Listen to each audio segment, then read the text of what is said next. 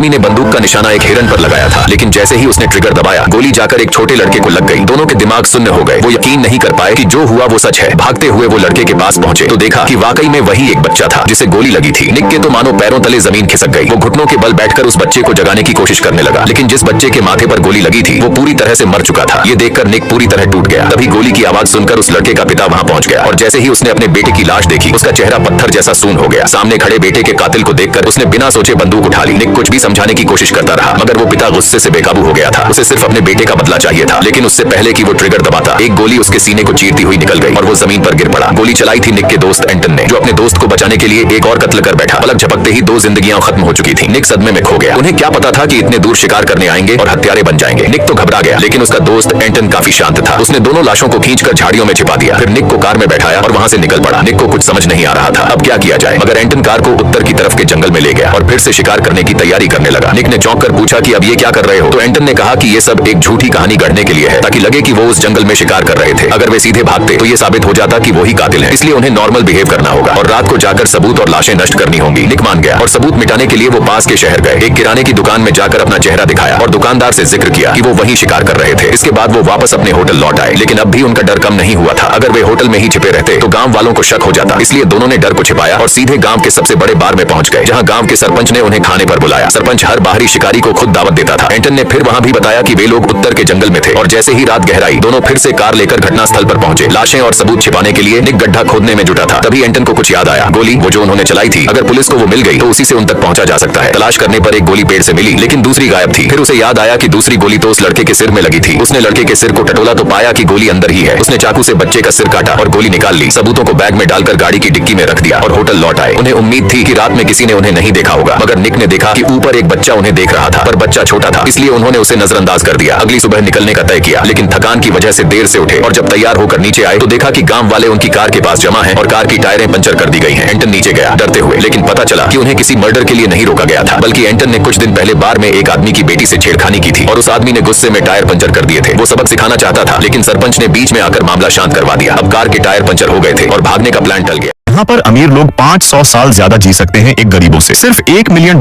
में एक डॉक्टर तुम्हारे दिमाग में छेद करके तुम्हारी सोच यानी कॉन्शियसनेस को एक आर्टिफिशियल जन्नत में अपलोड कर देगा। तुम स्क्रीन पर स्वाइप करके कुछ भी खा सकते हो, बिरयानी, पिज्जा, जो चाहो। पहले दिन जैक ने सोचा एक कॉफी पी ली जाए, लेकिन सिस्टम ने बोला पैसे पूरे नहीं है। उसने फौरन एक एंजल यानी वर्चुअल हेल्पर को बुलाया। एंजल ने बताया सारी चीजें जो तू देख रहा है ना, ये सब प्रीमियम में आती है और तेरा अकाउंट तेरी गर्लफ्रेंड के कार्ड से लिंक है, इसलिए तुझसे पैसे नहीं कट पा रहे। जैक ने फौरन गर्लफ्रेंड को कॉल किया, प्लीज कार्ड का पिन दे दे, लेकिन गर्लफ्रेंड ने कहा नहीं, मुझे हर बार तेरा नोटिफिकेशन चाहिए। जब भी तू कुछ खरीदे मैं खुद पे करूंगी। उसे अच्छा लगता था जानना कि उसका बॉयफ्रेंड क्या कर रहा है। वो बोली जब मैं 50 साल बाद मरूंगी हम फिर साथ होंगे इसी जन्नत में। लेक के पास खड़ी होकर वो मुस्कुराई। मैं इंतजार नहीं कर पा रही उस दिन का, और कॉल काट के अपनी फ्रेंड्स के साथ हेयर ड्रेसिंग के लिए निकल गई। जैक अब गया फ्री वाले कैंटीन में। सोचा था कुछ हल्का फुल्का खा लेगा, लेकिन वहां जाकर देखा खाना तो बहुत था, लेकिन जैसे ही उसने प्लेट उठाई टाइम खत्म हो गया और सारा खाना गायब हो गया। जैक सोच में पड़ गया, जब ये वर्चुअल खाना है तो टाइम लिमिट क्यों। उसी वक्त एक और आदमी आया जो शायद लंच मिस कर चुका था। उसने एक अलमारी के पास जाकर 5 बार नॉक किया और एक रोटी अपने आप निकल आई। जैक ने भी वही किया और उसके सामने भी रोटी आ गई। ये कोई बग था, एक सिस्टम गड़बड़ जिसका फायदा कुछ लोग उठा रहे थे। जैक को हैरानी हुई, मैं तो मर चुका हूँ फिर भी भूख क्यों लगती है। उस आदमी ने बताया पहली बार जब लोगों को यहाँ लाया गया था तब किसी को खाना नहीं लगता था और सिर्फ एक हफ्ते में सब पागल हो गए। तो अब ये जन्नत भी रियल लाइफ जैसी बनानी पड़ी, जिसमें पेट भी भूख महसूस करता है। उसने बताया मैं जंग में अपनी दोनों टांगे खो बैठा था और यहाँ मेरी टांगे बिल्कुल ठीक है, अब मैं फिर से चल सकता हूँ। उसने जैक से पूछा तू इतना जवान क्यों मरा। जैक ने कहा एक कार एक्सीडेंट में। बस सामने वाला बोला अभी तो सारी गाड़ियां 100% ऑटो ड्राइविंग सिस्टम पर चलती है, एक्सीडेंट नामुमकिन है। जैक बोला मेरी कार ने उस दिन अजीब हरकत की थी, सामने ट्रक खड़ा था लेकिन सिस्टम बोल रहा था रास्ता साफ है। फिर वो तेजी से स्पीड बढ़ाकर ट्रक में घुस गई। मैं बच तो गया था, अस्पताल ले जाया गया। वहाँ 2 रास्ते थे, बाएं ऑपरेशन रूम जहाँ एक आखिरी कोशिश होती है बचाने की, और दाएं था अपलोड रूम जहाँ सोच को जन्नत भेजा जाता है। गर्लफ्रेंड चिल्ला चिल्ला के कह रही थी उससे जन्नत भेजो, वहीं हम हमेशा साथ रहेंगे। मेरी हालत थोड़ी ठीक होने लगी थी, लेकिन उसके कहने पर मैंने फॉर्म साइन कर दिया और बिना ठीक से पढ़े मुझे अपलोड रूम में भेज दिया गया और इस तरह मैं जन्नत में पहुंच गया। दिखने में सब खूबसूरत, पहाड़, झीलें, हरियाली। पर जैक एक प्रोग्रामर था और उसकी नजर पड़ी पत्तों पर दिख रहे कोड्स पर। उसने जब अपनी पुरानी यादें याद करने की कोशिश की वो भूल चुका था कि उसने पिछले हफ्ते कौन सा प्रोजेक्ट बनाया था। उसने एंजल से पूछा मेरी यादें क्यों गायब हैं। एंजल हैरान हुआ, डेड लोगों की मेमोरी तो पूरा क्लाउड में बैकअप होती है और तेरी फाइल्स में तो गड़बड़ है। वो बोला मैं इसे सीनियर्स को रिपोर्ट करता हूँ। जैसे ही एंजल गया कंप्यूटर का माउस अपने आप मूव करने लगा और जैक की सारी फाइल्स डिलीट